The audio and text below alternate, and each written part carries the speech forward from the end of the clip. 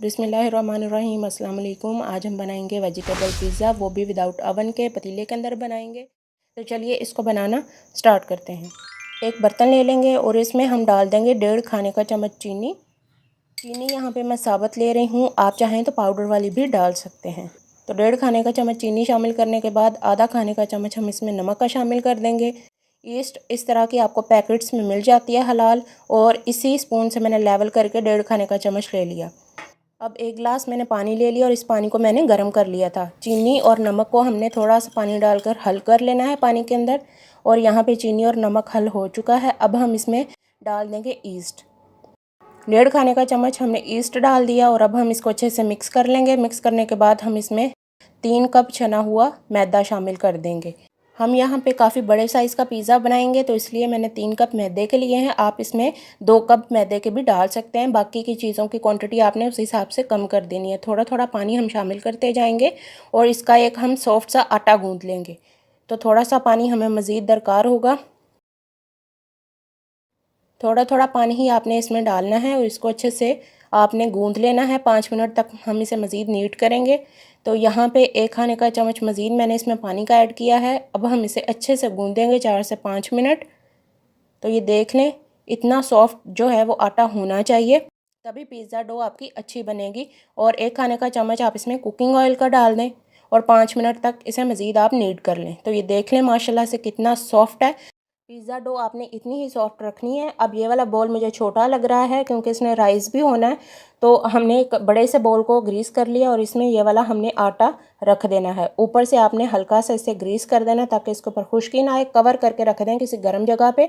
अब हम vegetable pizza बना रहे हैं, तो इसके लिए मैं आलू भी ले रही हूँ। तो ये है 1.5 कप और इनको मैंने क्यूब्स में काट लिया।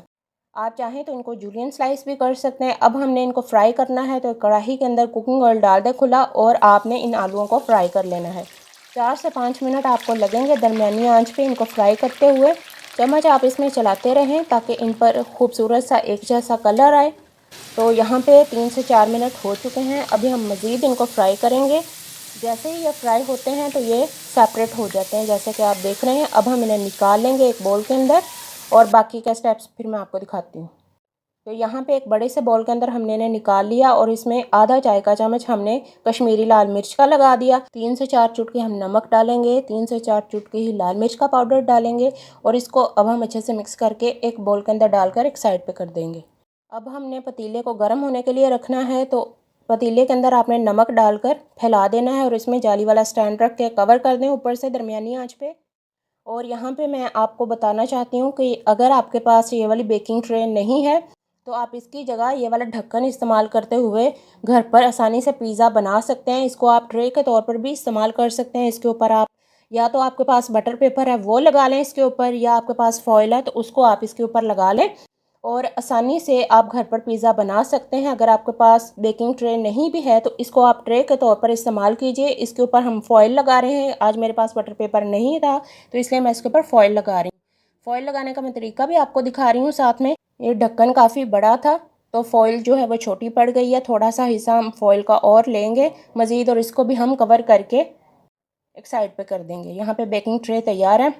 अब सब्जियां मैं आपको दिखा देती हूँ। मैं ले रही हूँ टमाटर और शिमला मिर्च, इनको मैंने क्यूब्स में काट लिया। आप इनको भी जूलियन स्लाइस कर सकते हैं, ठीक है। ये हो गई पिज़्ज़ा सॉस, स्लाइस किए हुए ऑलिव्स, और हम ले रहे हैं क्यूब्स में कटे हुए प्याज। और यहाँ पे डो जो है वो हमारी माशाल्लाह से अच्छे से राइस हो चुकी है। और अब हमने इसका एक पेड़ा बनाना है और जिस भी जगह पे आप इसको बेलेंगे उसको आपने पहले अच्छे से साफ़ कर लेना है क्योंकि ये काफ़ी बड़ा पिज़्ज़ा है। तो इसके लिए हमने थोड़ा सा खुश्का डस्ट कर देना है और रोलिंग पिन से आप इसको बेल लीजिएगा क्योंकि हाथ से ये वैसे भी हैंडल नहीं होगा। काफ़ी बड़े साइज़ का पिज़्ज़ा हम आज बना रहे हैं। आप इसका साइज़ छोटा कर सकते हैं और टेढ़े मेढ़े पर आपने नहीं जाना क्योंकि हमने किनारों को वैसे भी फोल्ड कर देना है। और इतना मोटा आपने रोटी को रखना है। और यहाँ पे जो हमने अभी अभी ट्रे तैयार की है वो भी आ चुकी है और अब हमने रोटी को इसके ऊपर पलट देना है। और आप चाहें तो किनारों पर थोड़ा सा पानी लगाकर इनको गीला कर सकते हैं। इससे क्या होगा, आपको किनारे फोल्ड करने में आसानी होगी और ये आसानी से जो किनारे हैं ना, ये आप आसानी से फोल्ड कर पाएंगे और ये चिपक जाएंगे। कांटे वाले स्पून से आपने निशान लगा लेने हैं, क्योंकि जो पिज़्ज़ा ब्रेड होती है वो दरमियान में से फूलनी नहीं चाहिए। जैसे कि शवारमे की ब्रेड होती है वैसे ये फूल जाती है अगर आप इसमें ये वाले सुराख नहीं करेंगे। फ्राई किए हुए आलू, शिमला मिर्च और प्याज, टमाटर वगैरह आपने इसके ऊपर लगा देने हैं पिज़्ज़ा सॉस लगाने के बाद, और ग्रेट की हुई चीज़ आपने इसके ऊपर लगा देनी है थोड़ी सी। यहाँ पे मैं मोज़रेला चीज़ लगा रही हूँ, अगर आपको चेडर चीज़ पसंद है तो वो भी आप इसके ऊपर लगा सकते हैं। तो इसके ऊपर दोबारा से हम सब्ज़ियाँ लगा देंगे। सब्ज़ियाँ आप अपनी पसंद की लगा सकते हैं। ऑलिव्स मैंने नीचे नहीं लगाए, मैं इनके ऊपर लगा रही हूँ।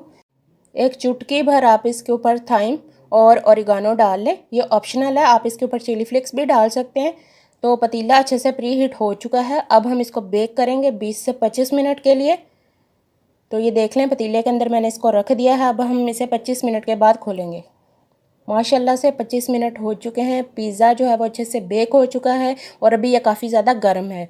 तो एक स्लाइस मैं आपको दिखा देती हूँ काट कर। माशाल्लाह से डो भी बहुत ही ज़्यादा सॉफ्ट है और लग ही नहीं रहा कि ये वेजिटेबल पिज़्ज़ा, ऐसे लग रहा है जैसे ये चिकन पिज़्ज़ा है। तो आप इस रेसिपी को घर पर ज़रूर ट्राई कीजिएगा।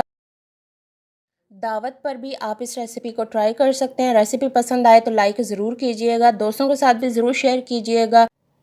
माशाल्लाह से ये देख लें पिज़्ज़े की फ़ाइनल लुक माशाल्लाह से बहुत ही ज़बरदस्त बनता है। केचप के साथ में आप गरम गरम पिज़्ज़ा इंजॉय कीजिए, बच्चों को भी बना कर दें, खुद भी खाएं। नीचे से भी मैं आपको पिज़्ज़ा ब्रेड का कलर दिखा देती हूँ। माशाल्लाह से परफेक्टली बेक हुआ है और इसी तरीके से आपने पिज़्ज़ा घर पर बनाना है। ठीक है, रेसिपी अच्छी लगती है तो लाइक कीजिए, दोस्तों के साथ शेयर कीजिए, दुआ में ज़रूर याद रखा करें। Thank you for watching. अल्लाह हाफिज़।